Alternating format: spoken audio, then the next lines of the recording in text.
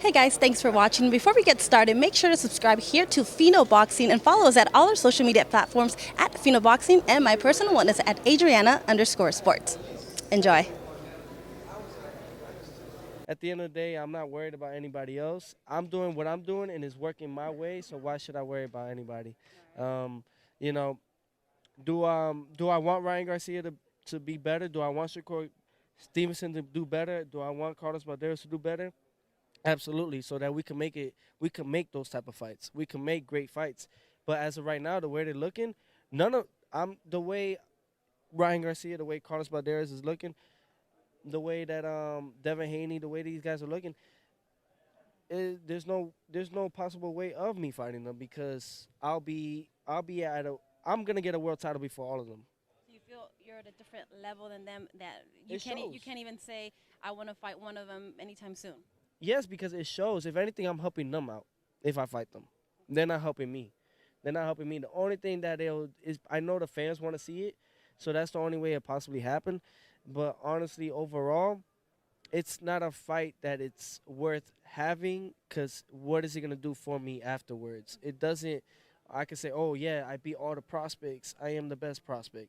No, I'm here to be the best boxer in boxing. I want to be the best of the best. I want to beat the champions. That's what I'm looking forward to. And honestly, it's getting to that point now where I'm gonna start facing them next year. You know, so I speak everything. I know a lot of people don't like the way I talk, but at the end of the day, guys, I am talking, but I'm backing it up. And December 8th, it's gonna be another exciting show. It's not about see the difference is also is that these young cats, these young fighters, I grew up with most of them in the amateurs, and but the amateurs is one thing. You have professional boxers that had a great amateur pedigree, whatever you want to call it. But when they came to the pro game, what happened? Or you had guys that looked horrible in the amateurs, and then they came to to the pros and looked the best. So it doesn't really define, oh, he's been in the Olympics. Oh, he's won this. Oh, he's won that. Oh, in the amateurs. But when you go to the pros, what are they doing? It's a big game changer for me. I enjoy it. The reason why I look the way I do is because I am finally at home. The amateurs, I was never home. I never liked the amateurs. My style was never for the amateurs.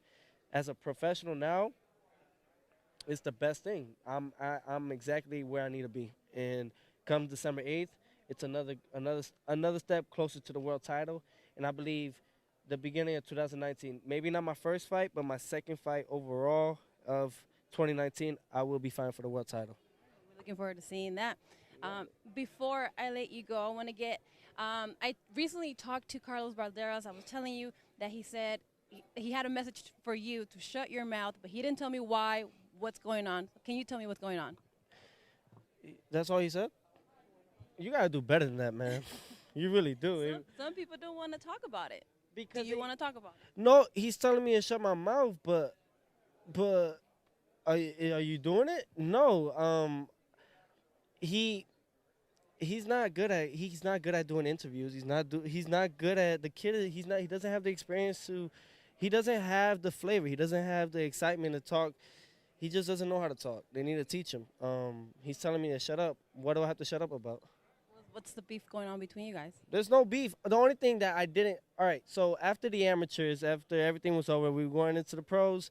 I was like, all right. So it doesn't really matter. That whole part that we had, it doesn't matter anymore. But then he talked about my father. I've never crossed that line and talked bad about any of his family members, anything like that. Now that comes into a personal point. You get me? Now you just crossed it. You could talk smack about me. It doesn't matter. But when it comes to my father, who is my right hand man, or it comes to my mother, anything, now you just made that hard on yourself. Now you just gave me that time to make it more personal. Now when I do this, it's when I fight and I drop these dudes, it's just because of what I need to do. Now you see me on a personal level, it's not gonna look good. It's not gonna look good for any fighter across. That made me feel that way. Carlos Balderas, he knows at the end of the day that he got the spot. Listen, Carlos Balderas got the spot because Aiba gave him the spot. And he even says in one of the interviews, I don't know if it was with Fino boxing. I don't know if it was with you guys. It was him and his brother. Yes, I think it was. It was him and his brother, and he was talking about how he was qualified to get to the Olympics. How the hell? Tell me this. How does anybody get Olympic berth going as a fourth place? They brought him down. He didn't have to fight no more. He was a fourth place. He made it to in the WSB. He made fourth place. How the hell do you get an Olympic berth coming as fourth? Usually they take number one and number two. And he talked about it, about the World Championship and everything, how Cuba and Azerbaijan, how they qualified. And we still good? All right. I think, honestly, due to the Olympics, we all know it was corrupted, right? It was all corrupted. I believe that they tried something and they succeeded. They tried how many? All right, let's see if we could bring, instead of 2 guys from the WSB, let's see if we could bring 4 so we could bring more money, so we could make more money.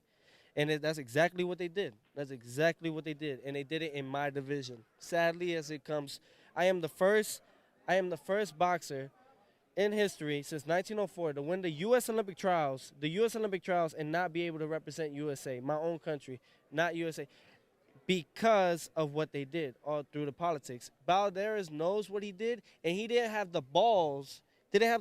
After I won the Olympic trials to come up to me and be like, hey, man, I'm sorry about what happened, or anything, to be like, it's not me, that's what happened. Aiba decided to do that because he's just going to take the credit for something that he didn't earn.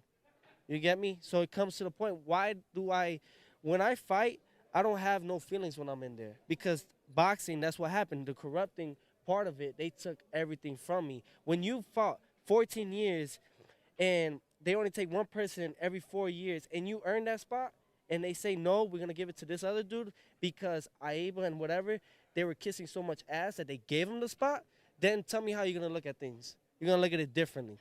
You're not going to respect nobody in the game.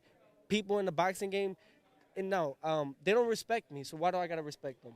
You're going to get you get what you give. I'm going to hit you with that same energy. Balderas, he even said it himself. They brought him down. He was fourth, and they brought him down. He didn't fight his way down to get the number 1, number 2 spot. No, he was actually getting ready for the Olympic trials because we were going to fight each other. I was a top dog. And who's the first person that the USA Boxing called? Me. Mike Martino and Matthew Johnson, they called me. And they told me that they gave the spot to him and that he qualified and that he got the Olympic berth. Me, if anything, since if they were going to do that, but USA Boxing knew I was going to beat them, so they didn't want to.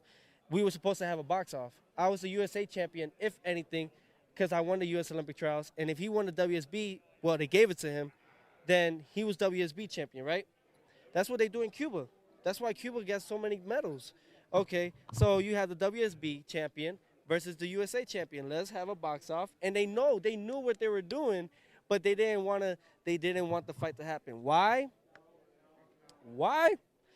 Because they know I was going to beat Balderas, and they wanted Balderas to go to the Olympics. They wanted me to stay for 2020. And now look at this. They're thinking about not having the Olympics. They're thinking about not having boxing in the Olympics for 2020. Why? Come on, guys. Ladies and gentlemen, Teofimo I don't care about it no more in the sense of the Olympics. That's past me now. I'm ahead of everybody. And Balderas is calling me out now because who the hell is Carlos Balderas? Nobody knows who that kid is until now that he's mentioning me. Nobody knows who Carlos Balderas is. And he's a 2016 Olympian, U.S. Olympian, and nobody knows about him because they don't know how to promote themselves. You're with Richard Schaefer, my dude. You got a long way till you get there. I'm with Top Rank. They're in the best of what they're doing. We have to deal with ESPN. Things are just looking so great. And you know what? At the end of the day, guys, ladies and gentlemen, while you hate it or not, I'm going to keep doing my thing. I'm going to keep talking. And at the end of the day, everything happens for a reason. If the fight happens, I really do want the kid to do better. I really do. You know why? So that way the fans could get that type of fight. But I don't see it happening. I don't see the Ryan Garcia fight happening. I don't see the Carlos Balderas fight happening. As sad as it is, man, that's not a fight for me. It's not helping me or anything. It really isn't. Nope. You heard it here. Teofimo Lopez, thank you so much for opening up and chatting with us. Thank you. Hey guys, thanks for watching. Before we get started, make sure to subscribe here to Fino Boxing and follow us at all our social media platforms at Fino Boxing and my personal one is at Adriana_sports. Enjoy.